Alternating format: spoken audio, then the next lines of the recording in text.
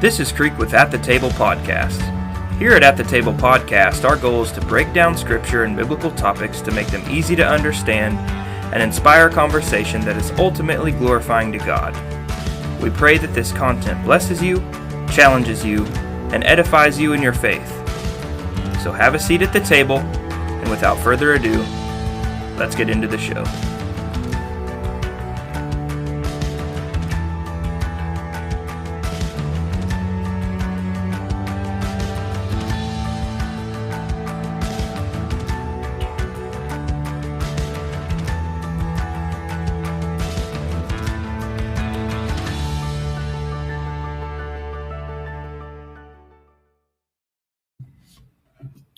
Good morning, everybody. Good morning. Look, no one did it to me. Come on, you guys got to step on me on that. What are you supposed to do? That's what we do every time. I'm always just sick and tired of getting baited into doing that.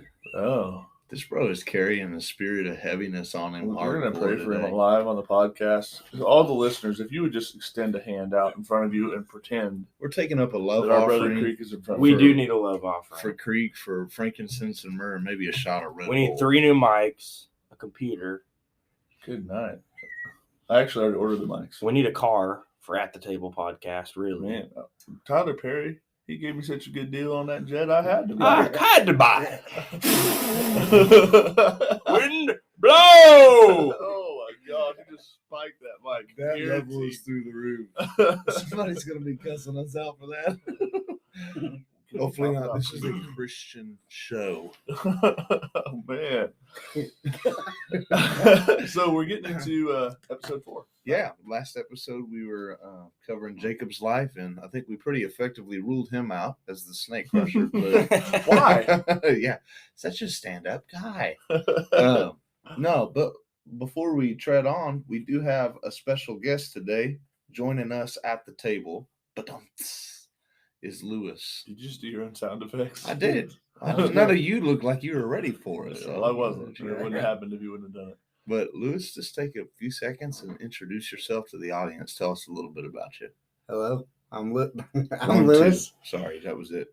Okay, I'm just cool. joking. Just Christian, loves the Lord. Awesome, Lewis, the Christian who loves the Lord. man. As you Got can- invited to do this. That's all it takes to be qualified for this podcast. I'll work with John. Come on. Man, Okay, well, there you go, Lewis. Have you guys a brother from a Calvary Chapel church. Mhm. Yeah. Yep, across the brothers from On the other side of town. wrong side. from another ecclesia? Yeah, That's another good group. stuff. Have you watched Jesus Revolution yet? Never heard of it. What's that? You lied. Every Calvary Chapel. We all guy know would the line Calvary up. Chapel bought y'all a ticket. Y'all We seen the bus when we drove by We the got- theater. We got the early screening. Come on, somebody. I'm just gonna say that there probably will never be an Assembly of God movie in theaters. Well, I hope that there's Yeah, not. I hope there's Azusa Street's coming out in a week. that movie was actually fire. What? Jesus Revolution. It really was. I Was liked it? it. I know we just lost every reformer Yeah. listener. Well, Hey, I don't know that we had that. This audience. podcast doesn't necessarily share all of the views of Creek. Seriously, have you seen the way the reformers are riding on that movie? Mm-mm. Dog, you see Oh, the way the yeah. reformers write on every movie. Dude, it is a little bit true. I mean, like I'm probably more reformer than anything else, just to be totally candid. I line up, but sometimes I just think like, guys, do we ever get exhausted being so contentious about everything? We all do the want time? to say like we Are you don't- for any one thing ever? If you're reformed, we love you. just We got to do. make fun of everybody. Yeah. yeah. We At the picked end of on- the On day. to the Pentecostals. See, Can you imagine writing the subtitles for the Azusa Street? Wow. Like a child, like a child. Wow. Like a child. Don't do it. I don't know if this can get any more Carl. We picked on the middle of the road guys. They're somewhere in the middle. We picked on the Calvary guys. Come on, dude. We picked on the reformers hard on one side and the charismatics on the other. Come on, man. This is a little something for The everybody. truth of the matter is, no matter where you sit on the spectrum, if you love Jesus, we love you, and we're brothers. And we'll make fun of you. And we That- will make fun of that's- everyone equally. But every good brother does. Everyone already knows that they're bad. Everybody already knows they're sinners. I'm just saying. They don't know that. Not yet. But But- they will at the end of this podcast. Just kidding. Well, we'll at least know Romans that 5. Let's go. we'll know that a few people in the in this episode are. Okay, so Joseph. Moving on to the material. Joseph, son of Jacob. Jacob. Yeah, Joseph ben Jacob. Joseph has some dreams. Starting in Genesis 37, it says that Jacob lived in the land of his father's sojournings in the land of Canaan. These are the generations of Jacob. Joseph, being 17 years old, was pasturing the flock with his brothers. He was a boy with the sons of Bilhah and Zilpah, his father's wife. Sorry, not concubine. Yeah, Joseph had brought a bad report of them to their father. Now Israel loved Joseph more than any other of his sons because he was the son of his old age, and he made him a robe of many colors. But when his brothers saw that their father loved him more than all his brothers, they hated him and could not speak peacefully to him. Now Joseph had a dream, and when he told it to his brothers, they hated him even more. And he said to them, "Hear this dream that I have dreamed. Behold, we were binding sheaves in the field, and my sheaf arose and stood upright, and your sheaves gathered around it and bowed down to mine." His brothers said, "Are you indeed to reign over us? Are you indeed to rule over us?" And summarizing the rest of this chapter, it goes in a similar fashion. He has another dream, except this time instead of sheaves of wheat, it's like sun and moon and stars, and they're bowing down. Except this time his father rebukes him too. So pretty much, when somebody has a dream like this, it's going to make everybody mad. Yeah. Yeah, just a little bit of the narrative patterning. I hate being that guy every episode, but I mean that's what sticks out to me the most is you have him kind of casted in that way as a son of Jacob because it was a dream that his dad had, and that's the first time where we read where like someone's just dreaming and God appears to him in a dream, and so he's kind of having this meaningful dream kind of paints him in the light as the son of his father Jacob. But you have in verse 11, it says his father kept this saying in mind. Yeah. So he evidently pays it some kind of stock. Definitely. Well, why wouldn't he? Jacob is the other guy that had the dream, right? And also, it's kind of funny that it notes that he's the son of his old age, right? So in that way, he's painted as like Isaac. Yeah. Because Abraham loved Isaac because he was the son of his old age. And so like you're having this already where he's getting painted in the light of the patriarchs. They're picking from these things, and the writer of this book is throwing these little hints in there, like this guy's got a lineage, right? He's a son of his father, and this way, he's shepherding the flocks, right? And keeping in mind what his name means too, for he will take away my reproach by adding to me a son. That's good. And Dude. Jacob's There's a sermon Jacob right got there. a lot of reproach. Boy, he does. But that just just saying that I think that's really important because it's we've read thus far how in every generation God highlights one person and he picks someone, and right here we read this chapter starting out with Joseph and it's highlighting things in his life that make him look important. And I'm sure that after he has these two dreams about being raised up to rule over all of his brothers and stuff, everybody's pretty happy to support him. Yeah, I think so. I bet that's probably what's I bet they're like throwing a party, like, yeah, yay. Yay, Joseph. Joseph, he's our man. And I will say it's, interesting that the youngest brother is having I love these Man types Creek. of dreams. I love that. That's something that we've talked about too. Is you have the younger being elevated over the older, right? We've already read and where Reuben sins against his father because he sleeps with his concubine or his wife, as this says, and so like you have that fall from grace there, and we're about to get into it where some of the other older brothers, the firstborn, right, the preeminent sons, where they sin, they do something bad that kind of removes them from grace or favor in their father's eyes. Well, anyhow, he goes to check on his brothers, and he's sent from the valley of Hebron, and he comes to Shechem. If I'm not mistaken, the last time we were in Shechem, some pretty wily things happened. Yeah. Well, you mean they wiped out an entire city? Slaughtered the whole city after telling them to get circumcised. But it's important to note that he did give a bad report on his brothers. Yeah. So like he snitched on them straight up, and now they're not happy about it. So they go to Dothan, and Joseph in verse 17 says, "Right, let's go get him." So he finds him at Dothan. They see him from afar off, and before he comes near, they start plotting on how they can kill him. So you have this son that is favored by his father, having a dream that he's going to be raised up above them, and he's going to be over them. They're going to bow to him, and their response to that, keeping in mind that his name means, God has taken away my reproach by adding to me a son, is let's kill him. Let's kill the dreamer. In this light, they look a lot like Cain. Yeah. And they're looking a lot like some characters that once we end the Tanakh and move forward past the Old Testament into the New Testament, they're going to look like some other characters too. Yeah, so we just have, the majority of the brothers looking like the snake. Yeah. 11 plotting to kill 1. That's going to have some vibes. Yeah, so they come together and they say, let's kill this dreamer.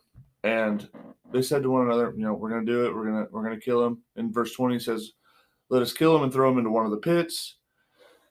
Then we will say that an animal has devoured him, and we will see what becomes of his dreams then, right? So the contention over the dreaming. But Reuben, the one who's kind of fallen from grace in his dad's eyes, he heard it. But when Reuben heard it, he rescued him out of their hands, saying, let us not take his life. And Reuben said to them, shed no blood, only throw him into the pit. Do not lay a hand on him that he might. And he thought in his mind, I'm going to go back and rescue him and take him back to dad after the fact, right? But when Joseph came, they stripped him of his robe. They threw him in the pit. There's no water in there. They sit down to eat, which, it's so hard for me not to go into like the New Testament already with some of this stuff. But they sit down to eat and look up, and they see a caravan of Ishmaelites, right?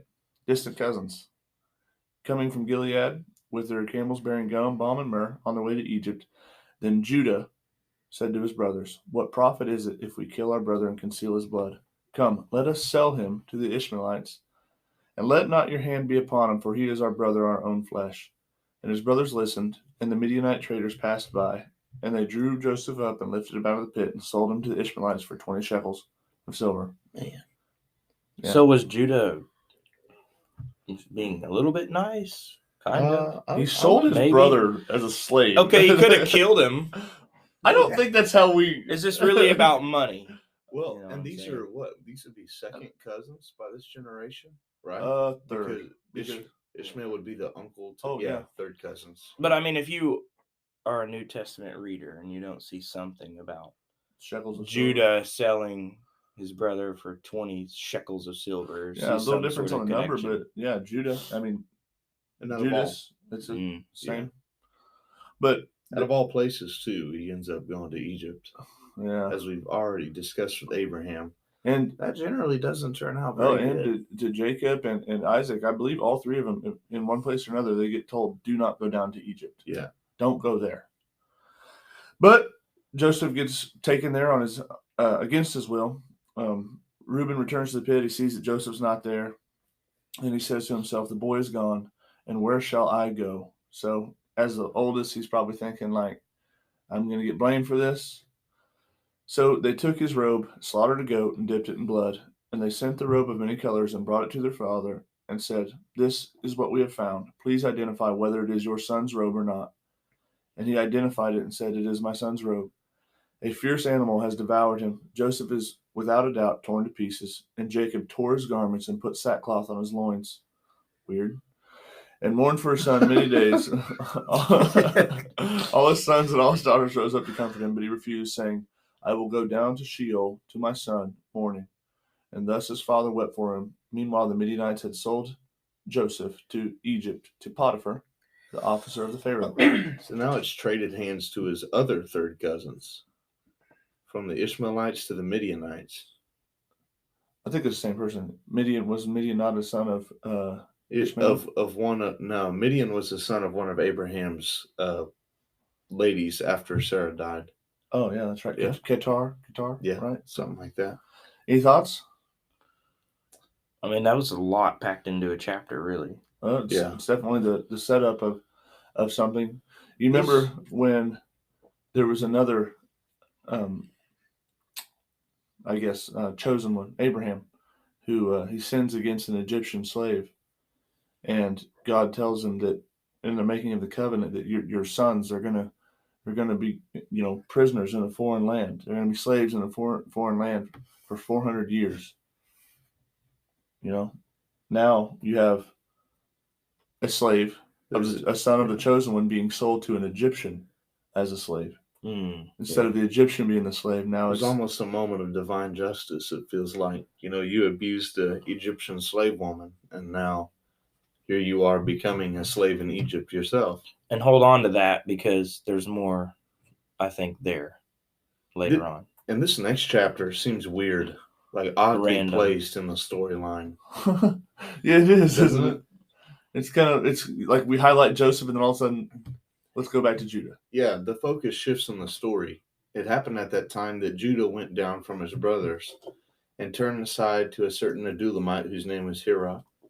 He saw that the daughter of a certain Canaanite whose name was Shua, and he took her and went into her, and she bore a son, and his name was She conceived again and bore another son. His name is Onan. She bore another son, and his name was Shelah.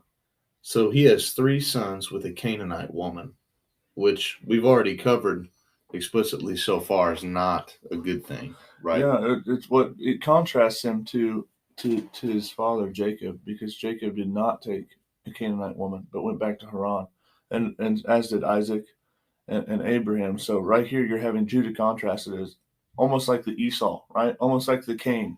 You're marrying into a people that you're supposed to be separate from.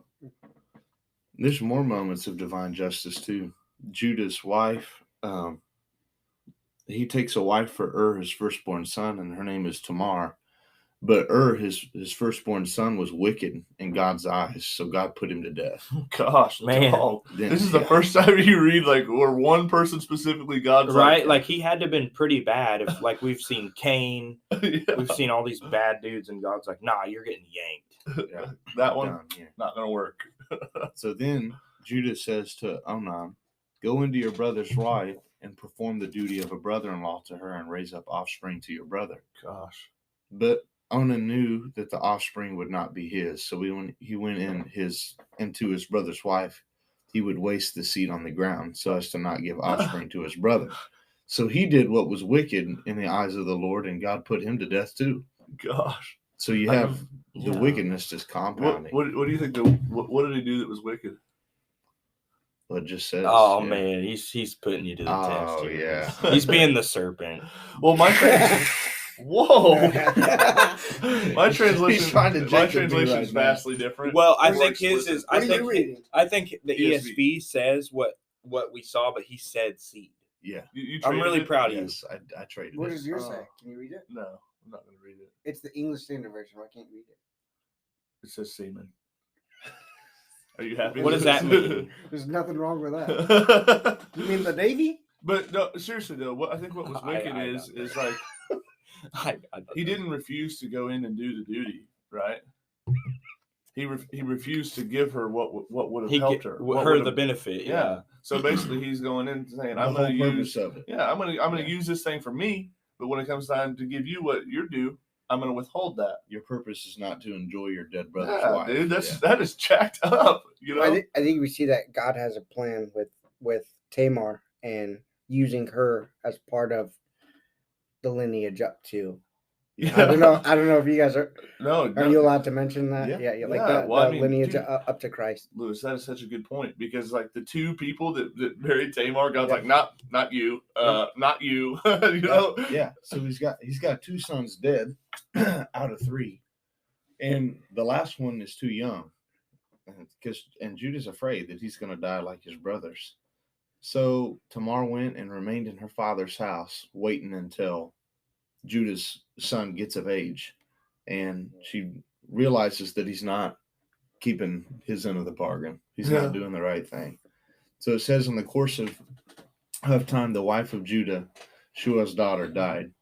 When Judah was comforted, he went up to Timnah to his sheep shearers, he and his friend Hira the Adulamite. And when Tamar was told, "Your father-in-law is going up to Timnah to shear his sheep," She took off her widow's garments and covered herself with a veil, wrapping herself up, and sat in the entrance to Enaim, which is on the road to Timnah, for she saw that Shelah was grown up, and she had not been given to him in marriage. When Judah saw her, he thought she was a prostitute, for she had covered her face. So he turned to her at the roadside and said, "Come, let me come in to you." For he did not know that she was his daughter-in-law. So she said, "What are you going to give me?" And he said, "I will send you a young goat from the flock."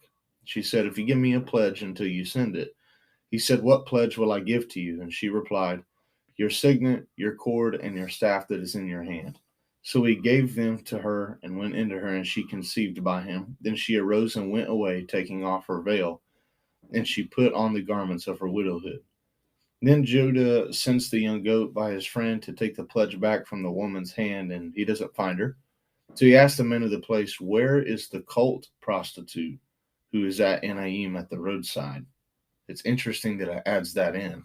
Yeah. So it just kind of adds more of a flavor to Judah's transgression. Yeah. That this was, he suspected that this was a cult prostitute, a temple prostitute used in the act of worshiping a pagan god. Yeah. Well, this would have been like in that culture, it would have been a cost for entrance, like into trade. Like if you're gonna trade amongst us, you're going to worship our God. Yeah. You're gonna pay homage in this way. Yeah.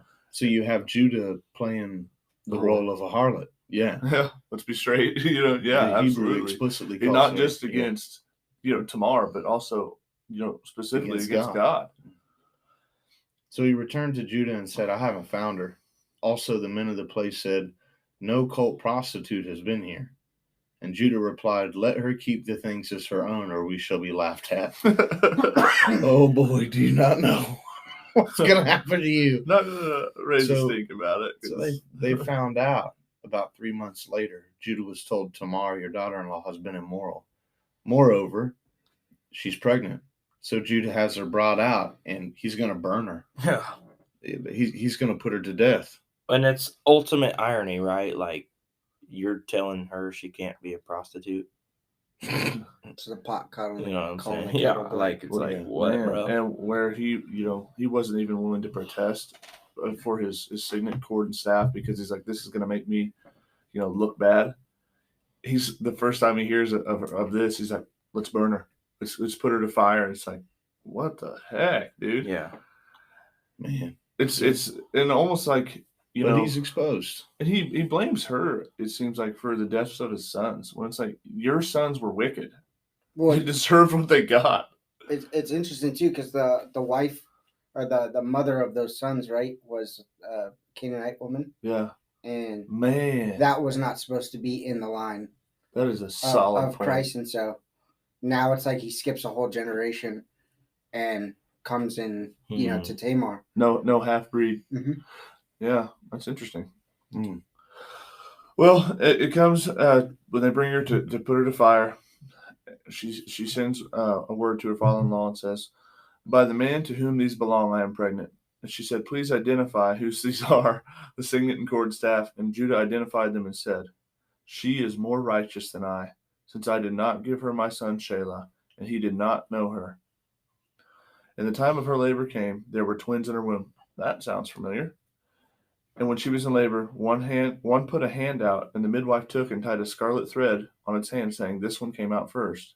But as he drew his hand back, behold, his brother came out. And she said, 'What a breach you have made for yourself.'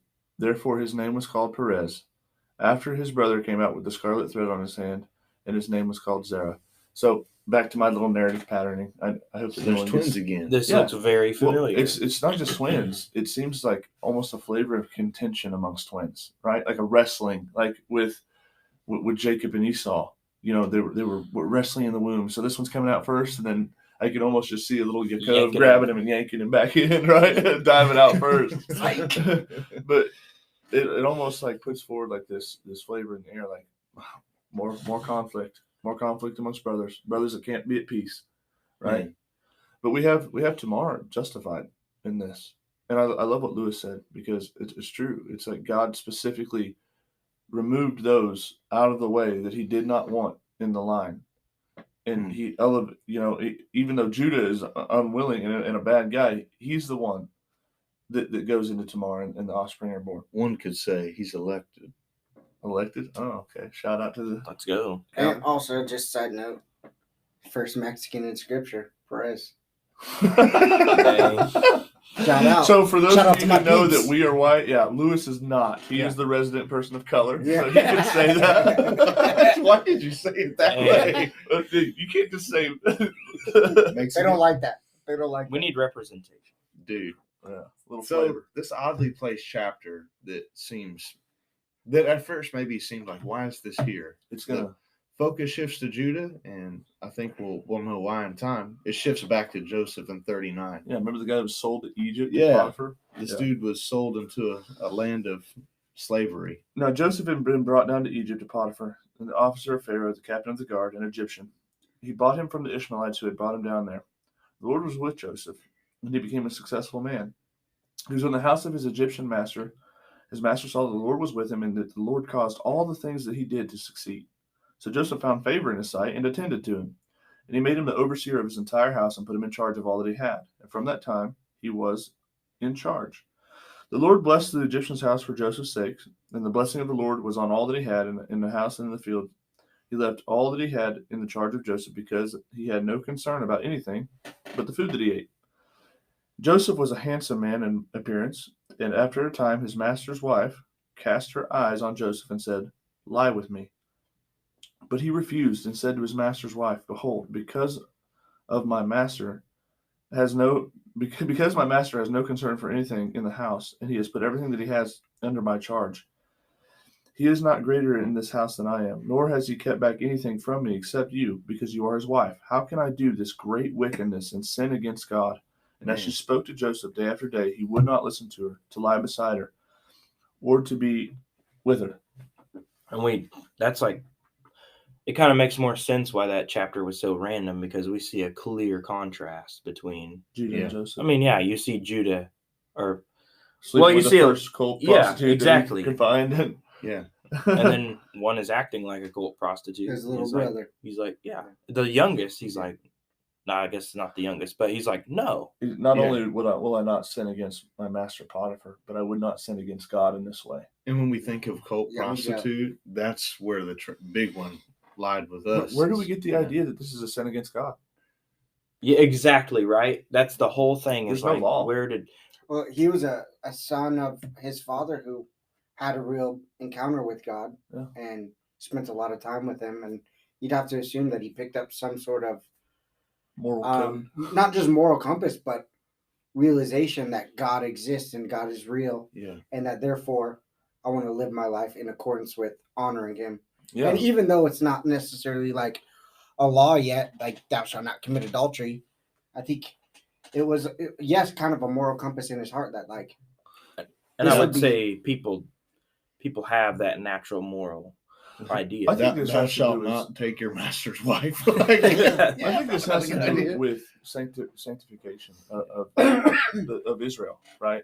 I think it has a lot to do with the fact like he has this idea and knows like I'm not supposed to do what Judah did.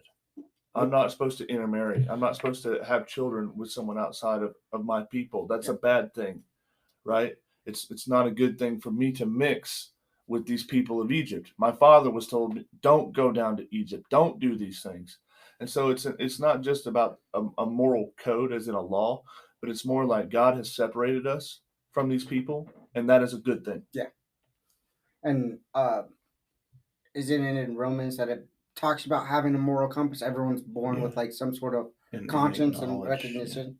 Yeah. But also like the New Testament, teaching of love your neighbor as yourself, love your enemies as you know what I mean. It's when you're walking in love towards those around you, you're not gonna want to Sleep take with their wife. advantage. Yeah, like that's the last thing. She's you're also gonna- cast in the light of the Adam and Eve in the garden, because it says that she cast her eyes on him. She saw that he looked good, and her desire was to take, but he's like, Yeah. Sack me with that pie. And verse 10 says she spoke to him day after day, and he wouldn't listen to her, and he wouldn't go lie with her or be beside her. So, like the story goes on, one day she catches him by his garment saying, "Come on, lie with me." But he left his garment in her hand and fled and ran out of the house. And, she Then lies about Yeah, she accused him of rape. accuses him of trying to rape her. He gets thrown in prison, summarizing the chapter. And then, you kind of like get this sour note because the righteous has been unjustly accused for something he hasn't done wrong. But Joseph was put in the prison.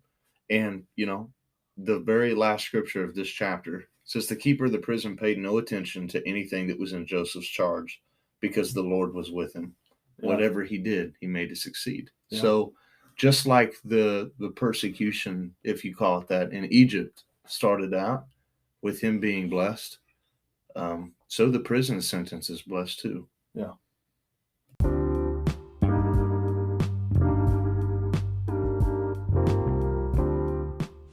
This is Creek Without the Table podcast. We pray you're enjoying the show. If you are, feel free to leave us a good rating, share our podcast with a friend, and turn on post notifications so that you don't miss an episode. You can find us on Facebook, Patreon, Apple Music, Spotify, or any other streaming platform. Get comfortable and enjoy the rest of the show.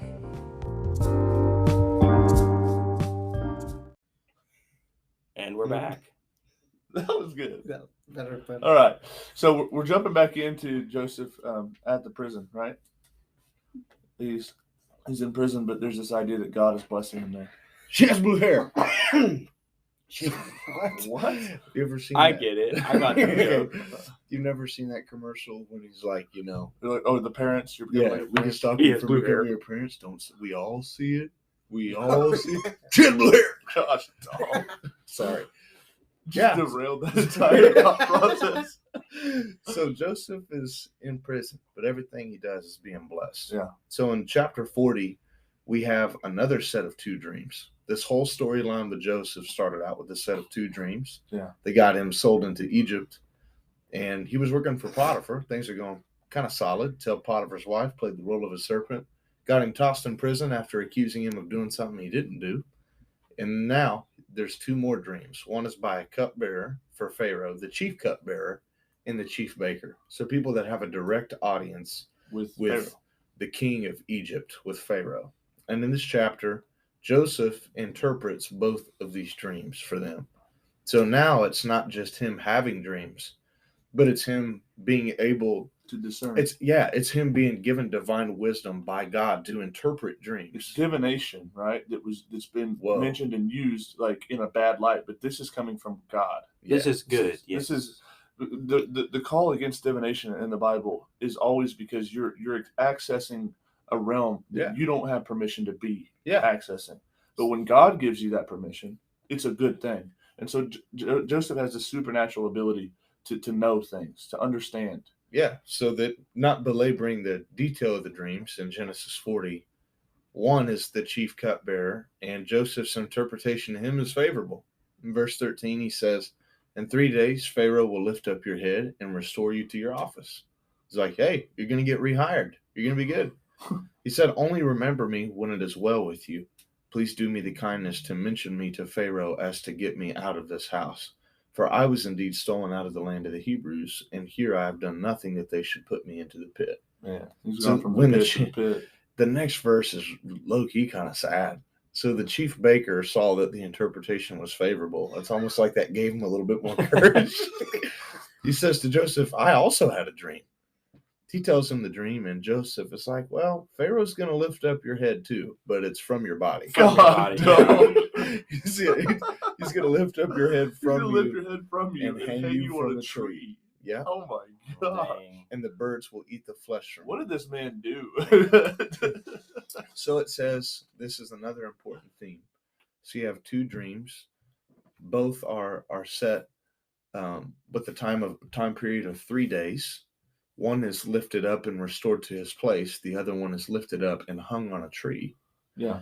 Then on the 3rd day, which was Pharaoh's birthday, he made a feast for all of his servants. He lifted up the head of the chief cupbearer, And then he lifted up the head of the chief baker in 2 different positions. So Pharaoh decides for his birthday, let's rehire the dude with the wine, and let's hang the dude that makes the bread. He must not have made a very good cake. Yeah. Pharaoh didn't like was not with it. Coconut in his cookies. Man, he can I was not with make it. a quick point? When we look at Joseph in the beginning of this story, where it says that he's in the prison, and it says that the Lord blessed everything that he did, it almost paints him in the light of his father Jacob when he was in the charge of Laban, right? And he was laboring, and it says that the Lord blessed everything that he did, and he blessed Laban because of him. Well, here he's everything he's doing is being blessed, and the chief prison guard is being blessed on his behalf. It's very similar to what happened in Potiphar's house. Like Yeah. that's one thing that's been said over and over about Joseph, is that the Lord is with him. Sometimes The favor. Lord blessed them, right? blessed others. And there were times that because obviously that is right, but there's times where I could see Joseph starting to doubt that. Like it says, yet the chief cupbearers did not remember Joseph, but forgot him. Like a discouragement. Shoot, They just forgot him. Like it's like, Like in the movie, and he starts singing that song. Can I ask one thing real quick? I really love the way you say Pharaoh. Can you say it for me one more time? Pharaoh. Pharaoh. I don't That's get it. beautiful. What's wrong? It's a with Kansas thing, bro. Because I love It takes an outsider to even recognize it, I guess. How do you say it? Pharaoh. Say it. Pharaoh? Pharaoh. No. Pharaoh. Yeah, that was more. Yeah. Arkansas. Pharaoh. Anyway. Anyway. My bad. So he's in prison. He's waiting for the cupbearer to keep his word. And he doesn't do it. He doesn't keep No, his he word. forgets him. 2 years since Genesis 41 has passed by, and Pharaoh dreamed that he was standing by the Nile. And there came up out of the Nile 7 cows. They were plump and they fed on the reed grass, and then 7 other cows that are ugly. So we have another set of 2 dreams going to happen here. Yeah. So there's 3 sets of 2 dreams throughout the culmination of Joseph's story. The last one happens to be with the most powerful man in Egypt. And he's standing by, and he's standing by the Nile, which the Egyptians would view to be like the source place of life for the planet, right? Absolutely. Not just a natural source of life, but in their mythology, divinely as well. So he has a dream that there's 7 healthy cows and 7 ugly cows. And the 7 ugly cows came up onto the bank of the Nile after the good ones and ate them. Then he wakes up and he falls asleep and dreams a second time.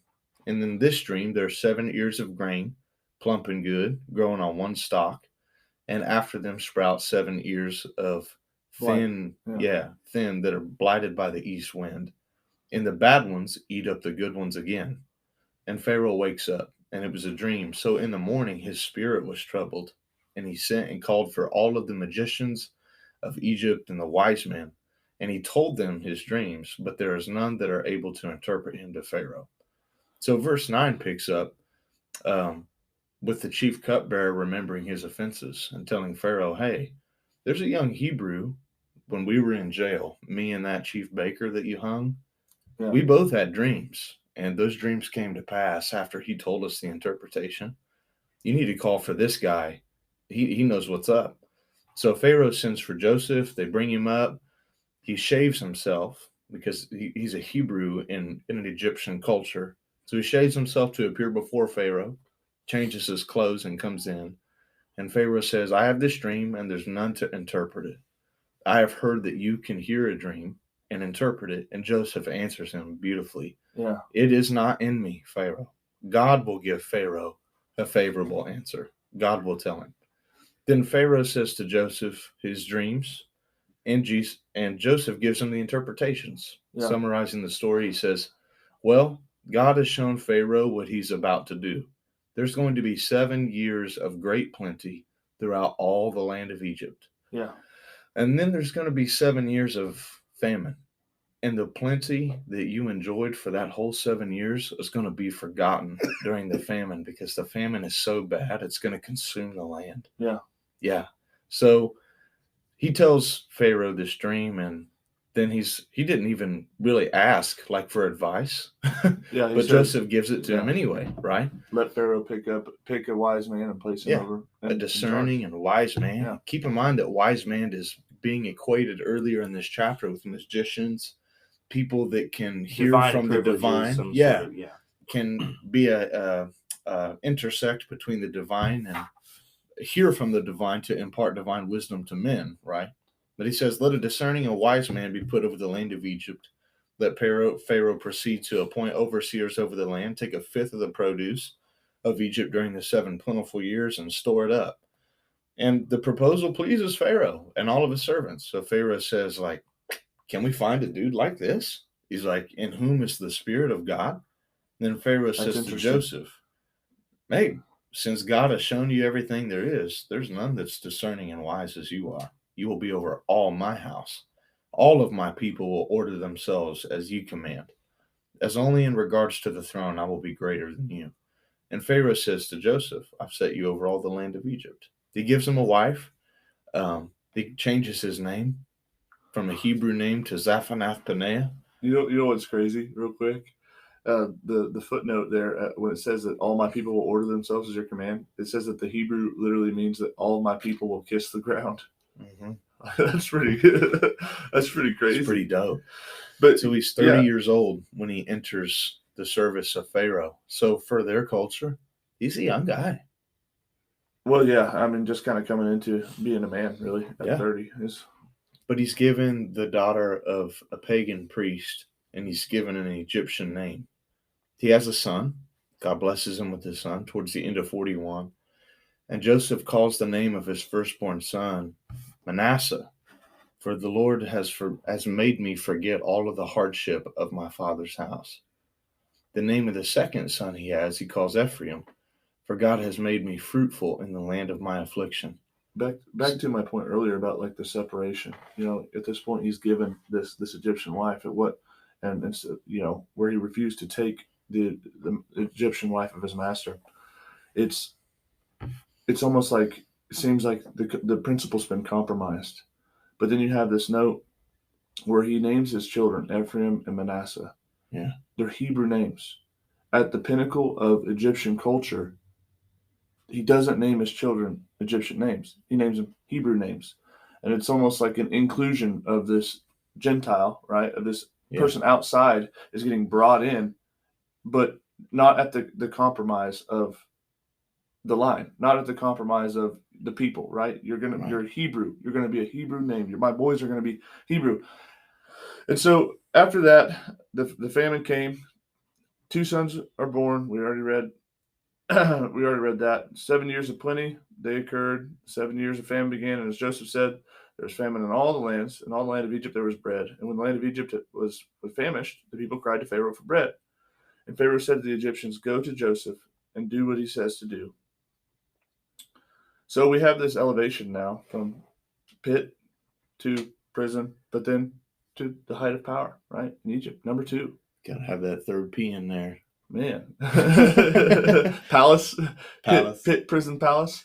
But it is insane that a slave would be elevated to basically king. Dude, I love what Jacob says on the next chapter, in 42. He learns that there's grain for sale in Egypt, and he says to his sons, why do you look at one another? Let's get down to business.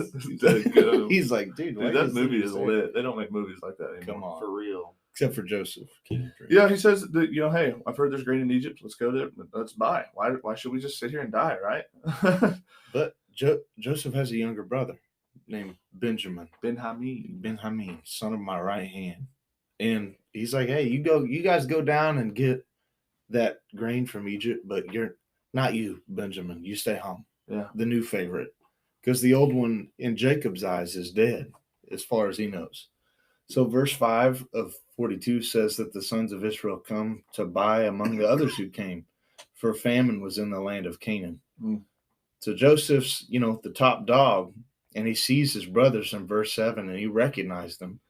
But he treats them. It says that they bowed themselves before him on the ground with their faces to the ground. You got to know Joseph had his arms up high. But funny enough, in this case, they don't have any sheaves of wheat. And I'm not trying to make, literal one-for-one translation but it's interesting that it's because of wheat that they're coming here.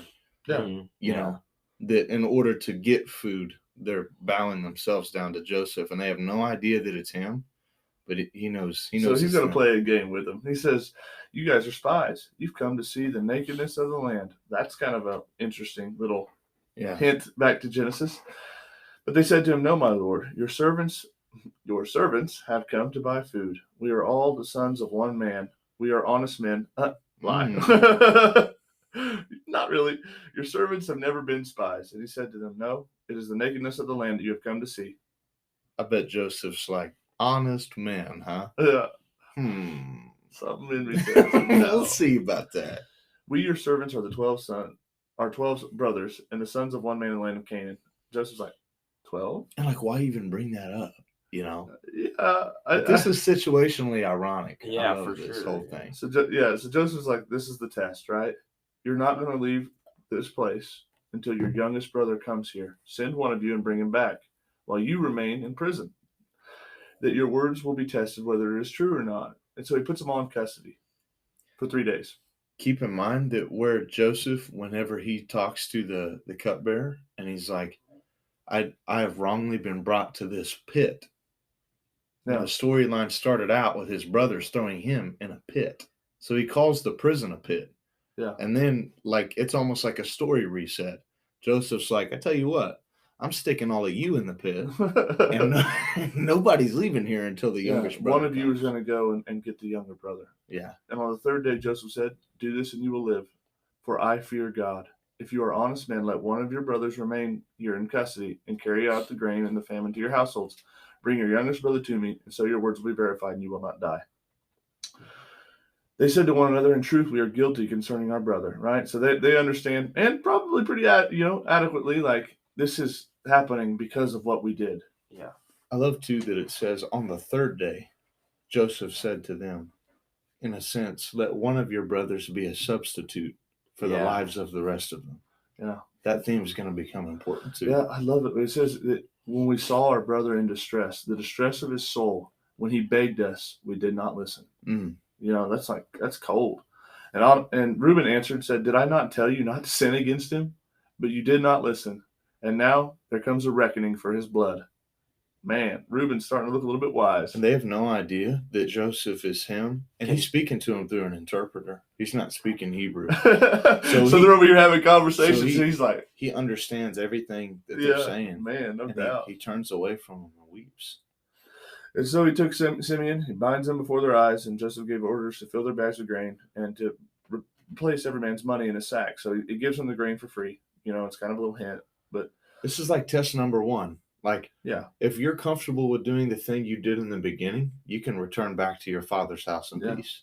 Take the grain, which is what you came here for. And if you're okay with Simeon staying in this pit for the rest of his life, potentially, if you don't return, that's exactly what this is. This is are you going to do what you did before? You said you're honest men.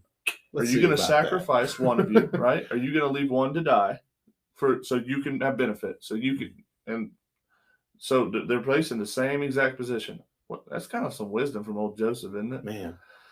And so they go back to their father Jacob in the land of Canaan, and they tell him what happened. And they say, "Well, we told him we're honest men, that we've never been spies, that we're 12 brothers of one father, and one is no more. And the youngest is, he's back with our father." And then the man, the Lord of the land, said to us, "This is the way that I'll know that you're an honest man." And so they explained the trap to him. They find their money, and Jacob says, "You have bereaved me of my children, and Joseph is no more. Simeon is no more. And now you would take away Benjamin. All of this has come against me." And Reuben says, "Kill my 2 sons if I do not bring him back to you." Man. So he offers. Why does he say why does he not say, like, "Kill me if I don't bring him back to you"? It's like, that's pretty shady. He's getting like, close. "Kill my kids." Yeah. He's getting close for substitution. Just not the right idea. He's like, don't take my life, take my boy's life. Yeah. But there's 2 of Jacob's sons that are gone as a result, right? He says, "You have bereaved me of my children." It's plural. Yeah. And then Jacob's like, "No, not happening. If harm should come to Benjamin on the journey you make, you would bring my gray hairs down with sorrow to Sheol." We have no idea the time that goes, but Simeon's probably sitting there thinking, like, "Yeah, Reuben, Judah, yeah, coming back, huh? Man. Honest men, huh?" Well, and in Genesis 43, it says the famine was severe. So it brings that theme up again, that things are desperate. So they go back to, Jacob's like, "Hey, go back down there again and buy us a little food." And Judah speaks to him this time. Yeah. Now, this is the same guy, his whole debacle with Tamar, right? He says, that man told us, like, you will not see my face unless your brother is with you. He said, if you will send our brother with us, we will go down and buy food. But if you will not send him, we will not go down. For the man said, you will not see my face unless your brother is with you. So Israel says, why did you treat me so badly as to tell the man that you had another brother? So they rehashed the whole. He's like, man, I didn't tell him anything. He knew everything. They rehashed the whole story again. Yeah. And Judah Verse 8. in verse 8 says something so beautiful. He says to Israel, his father, send the boy with me. We will arise and go, that we may live and not die, both we, you, and also our little ones. I will be a pledge for his safety. From my hand you will require him. Oh. If I do not bring him back to you and set him before you, then let me bear the blame forever. But if we had not delayed, we would now have returned twice. So he caves in. He says, all right, take all of this stuff from the land of Canaan, all of the good stuff, pistachios, nuts, almonds, whatever. Take that money that was in the mouth of your sacks that didn't get taken the first time, go back, and may God Almighty grant you mercy before the man, that he would send your brother Benjamin back to me. So they take the present, they double the money, they arise, they go down to Egypt, they stand before Joseph, and Joseph sees Benjamin. He said, and coming in verse 16, he says to the steward of his house, bring him in to the house, slaughter an animal. So they make this feast. Everything seems to be great. They tell him about the money that was left in their sacks. They're like, hey, dude, last time we came to buy grain, the money wasn't taken out of our sacks. So I know what you want to do about that. He's like, oh, don't worry about it. God bless you. Yeah. In 28, he says, he's asking them, is your father well? Is he still alive? So that once again, he's like, there's that concern for his father. And they bowed their heads and they prostrated themselves. So like dream number 2, Yeah, the second time now they've bowed. And he lifted up his eyes and saw his brother Benjamin, his mother's son, and said, is this your youngest brother that you spoke of to me? God be gracious to you, my son.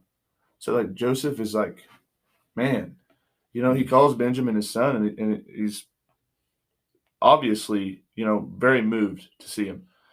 So in verse 44, we're going to have a run back of this test. Yeah. Simeon just got released. Man, and at this feast, like the test is this. He puts, not only does the money return thing, but he puts a piece of silver, right? A silver cup. He puts it in Benjamin's sack and he lets him go, right? Go on home, go do your thing. But they get a little ways down the road, and he says, after they've drank wine and they're merry. Right. Yeah. And so after they get a little bit down the road, then he says, hey, they stole my cup. They dealt treacherously. Man. Go get them. Dude, these people's vocabulary when it comes to pressured situations is really just a bad thing. Oh, gosh. Man. So he overtakes them, and they're like, dude, why does my Lord accuse us of this stuff? They're like, bro, we would never do that. In fact, behold, the money's here. Whichever of your servants is found with that cup will die, and the rest of us will be your slaves.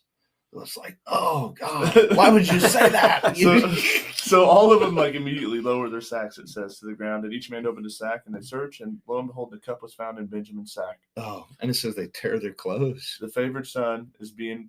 And this is the one that can't die. Yeah. The only one. The one that... if Simeon dies, it's going to be okay. You're irreplaceable. Jacob waited a long time to send him back, over So, Simeon. Dude, so he brings him back to the city, and Joseph is like, yo, why have you done this? Don't you know that a man like me can indeed practice divination? So he's lying. He didn't practice any divination. Yeah.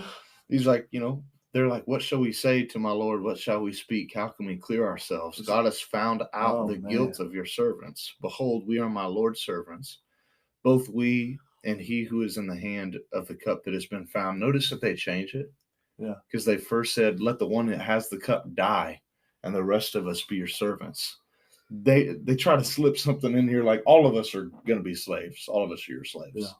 But he refuses. It says only the one who took it. But Judah went up to him and said, oh, my Lord, please let your servant speak a word in my Lord's ears. And do not be angry, or let your anger burn against your servant. For you are like Pharaoh himself. My Lord asked his servant, saying, Have you a father or a brother? And we said to my Lord, We have a father, an old man, and a young brother, the child of his old age. His brother is dead. He alone is left of his mother's children, and his father loves him. But you said to your servants to bring him down here that you could see him. And we said that the boy cannot leave his father, for he should leave his father, and his father would die. But you said to your servants, Unless your youngest is brought down here, you will not see me again.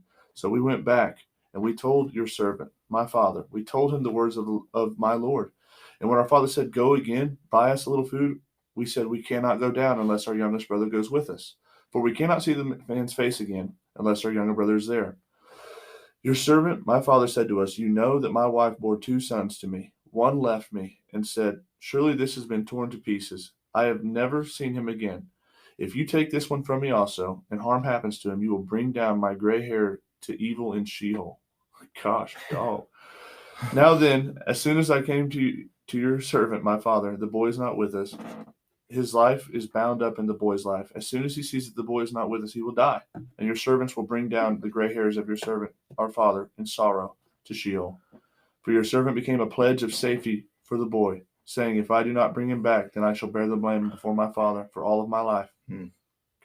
That's good, dude. Yeah. Judah turns from being like this crook that sacks a temple prostitute, lies and wants to burn her, to being an intercessor. This clearly isn't the guy, but yeah, I mean, you have a moment where he does look very similar to the intercessor, to the snake crusher. Well, yeah, Joseph is number 2 underneath the serpent, right? Pharaoh literally has a plumed headdress that looks like a serpent, and Joseph is number 2. But here, Judah he's the intercessor, that right? He's the Abraham was. He's the one who's going, between. And really, what he does is he confesses. Yeah. Like, he to the one person here that he probably should be telling the truth to, he does. He comes clean. Yeah. Summarizing the rest of the story, Joseph can't control himself anymore, and he makes everyone else leave. He shows himself to his brother. They all reconcile, and he says, Hey, go back and get my father and bring him back here.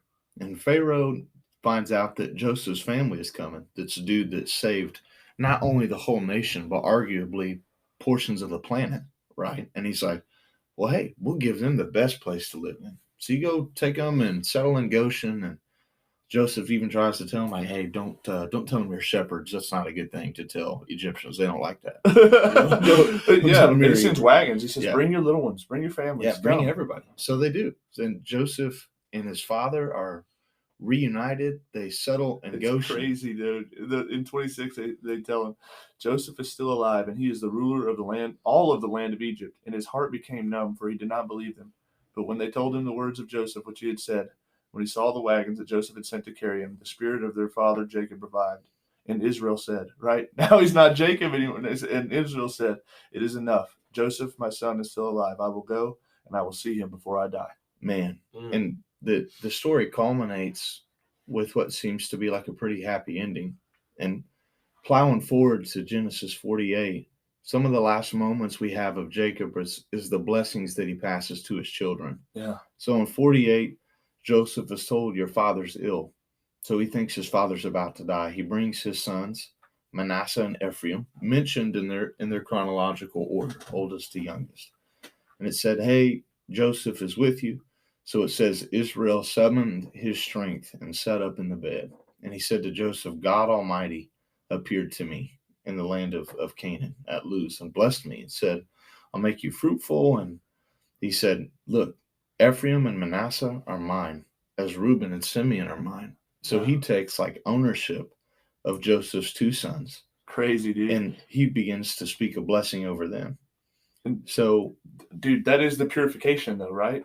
Now they're not half-breeds of this Egyptian woman. They're my sons. Right. They're fully Israel, right? That's good. Yeah, so you want to just read the blessings of all the... Yeah, so Israel sees Joseph's sons. He says, Who are these? He says, They're mine. His eyes are dim with old age, just like Isaac's, with a set of 2 boys.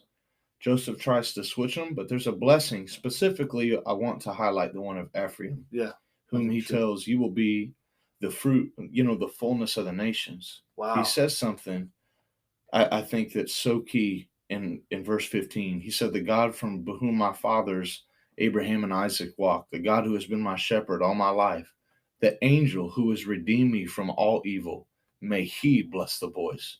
Yeah. Those two figures again are blended. The Yeah. angel of Yahweh and Yahweh right. himself being the same person. And so he blesses them, and then he blesses the rest of his kids. He says, Reuben, you are my firstborn, my might, and the first fruits of my strength, preeminent in dignity and preeminent in power, unstable as water. You shall not have preeminence, because you went into your father's bed and you defiled it. Man, there's a lot of other blessings here that aren't as good, but one that we need to highlight in particular.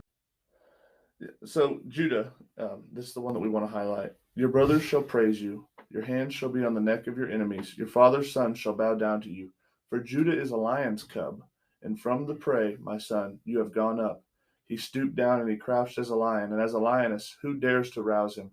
The scepter shall never depart from Judah, nor the ruler's staff from between his feet, until tribute comes to him, and to him shall be the obedience of the peoples. Binding his foal to the vine, and his donkey's colt to the choice vine. He has washed his garments in wine, and his vestures in the blood of grapes. His eyes are darker than wine, and his teeth are whiter than milk.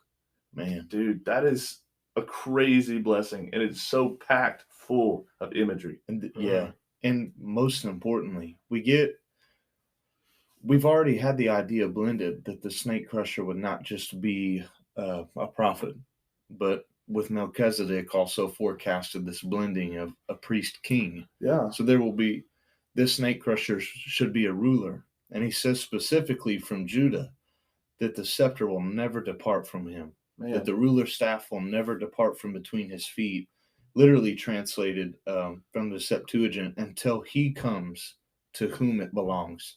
So there's one from Judah to whom the scepter will belong, and it will never pass from beneath his feet. Yeah, that's so good. So some summary of that, I mean, we pretty much are told like the snake crusher is going to be from you. Yeah. So just kind of like a little bit of recap. We have this done in this story of Joseph. The brothers, they look like the bad guys, right? They're not good. Joseph seems to be the elected one. He looks really great. He then goes through this roller coaster story of being brought to the three P's, right? The pit, the prison, and then the palace. And you see him as almost as prince over all of Egypt, right? And you're thinking like, oh, this is the king. This is the deliverance of Israel. This is how it's going to happen. This is going to be the one who steps on the head of the serpent. But then he doesn't. The story changes. It switches again to where Judah, this one who was the betrayer, he wasn't a good guy. He gets painted in this light of where he intercedes on behalf of his brother, right? The younger brother, and he plays that substitutionary role.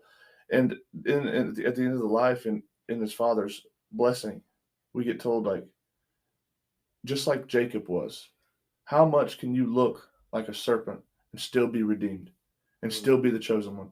You know, that seems to be the stories that we've read so far. Is not only is it this subversion of culture and the elevation of the younger over the older, over the preeminent one, right? And that happens again here. Judah's not the older one, right? But we see this where it's not just older versus younger, but it's also the one that looks bad, God redeems, right? Out of Jacob and Esau. Jacob looked worse, but Jacob gets redeemed. Jacob's the one that gets turned to Israel. That's a good point. Is like, you know, Joseph's the one who was the good guy the whole time. And, you know, yeah, I just really like that you belabored that a little bit. Like Judah might have been bad, but he's the one who's ultimately, I would say, is more blessed. And that's good news for me, right? Amen. That's good news for me, because I've been the one that's fallen short, right? But God is interested in redeeming us. I think that for the purposes of this episode, though, like also, and I love this sermon by Bodie Bachman, right? Where he talks about Joseph's position in Egypt. And while Joseph is in Egypt at the height of power, he does not consider that to be the best place to be. He doesn't consider that prospering. He names his children Hebrew names, right? He brings his family into Goshen, gives them the best. And there's this idea of like the best of Egypt it's not good for me because God gave my people the land of Canaan, right? So there's this separation from like the wealth of Egypt versus, being with his family in Goshen. And the adopting of his two sons, I think, kind of completes that by Jacob, by Israel, right? He adopts his two sons and says, these two sons are my sons. And it's that separation again, being removed from the world, being removed from Egypt and, sanctified, separated. That's good. And in a bittersweet way, that concludes Genesis for us. That's Genesis chapter 50. It's wrapped up. And we end with Joseph and all of his brothers. Jacob's dead, being in Egypt. His brothers think like, oh, now that daddy's dead, Joseph might bring some revenge back. But he doesn't do that. No. He still deals like really kindly with them. The story ends in peace. But Joseph made Joseph made the sons of Israel swear to him, saying, hey, God's surely going to visit you. You're going to carry my bones up from this place. And it seems perfect. Yes. That's exactly what I was trying to get at. It's like, when you leave here, you don't leave me in Egypt. Yeah. Take me with you, right? Take me to God's land. Take me to Canaan where God has promised us. And while we do end on like this bittersweet moment, like, whoa, there's peace between brothers, right? It's the feud is over. When he has the ability to step on him, he doesn't do it. He's kind. But they're not in Canaan. And we still have this bitter memory of God telling Abraham, like, your sons are going to be slaves in a foreign land for 400 years. So you leave Genesis on this note, like, while there's no more quarreling amongst the brothers, it's not good. Yeah. Being in Egypt isn't good. Yeah. So he's embalmed and put in a tomb. Joseph is, and the story of Genesis is over. So we found that we still don't have a snake crusher yet. As awesome as Joseph was, he wasn't the guy. He's not the Messiah. Well, we do know where he might come out of, though. Yeah, so we definitely know where he'll come out of now. There's a scepter in Judah.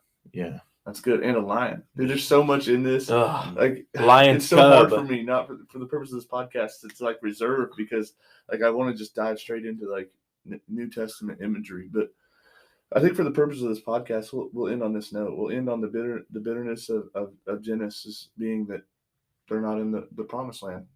They're separated from God's promise, but that blessing, that Abrahamic, that Edenic blessing has been passed on to another generation. Maybe the next generation will be into the promised land. Gotta wait 400 years. About 400 years, it seems, they will be in the territory of the snake. Yeah, under the snake's rule. And in 400 years, it's easy to think that easy to forget what's going on, and it's easy to think that God's forgotten you. Yeah. Yeah, one could almost like reckon that to 400 years of silence, maybe. Who knows? Dude, I never even made that connection until just I never now. made that connection until you just said that. That's good. All right, we're going to spoil the next episode. We're going to spoil the episode that's like 18 episodes from now. Well, that's just about. Anybody got anything to add? No, I think that is a good way to end this episode. Yeah. Man, Lewis, thanks for joining us today. Yeah, thank you for your insight too. Thanks for having me. Yeah, Dom. Well, from all of us here at the Table Podcast, Godspeed. Take it easy. Lord bless you. We love you.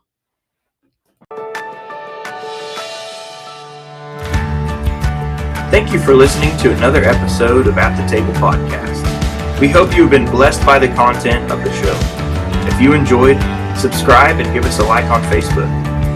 If you want to support the podcast, go to our Patreon at the Table Podcast. Until next time, thank you and God bless.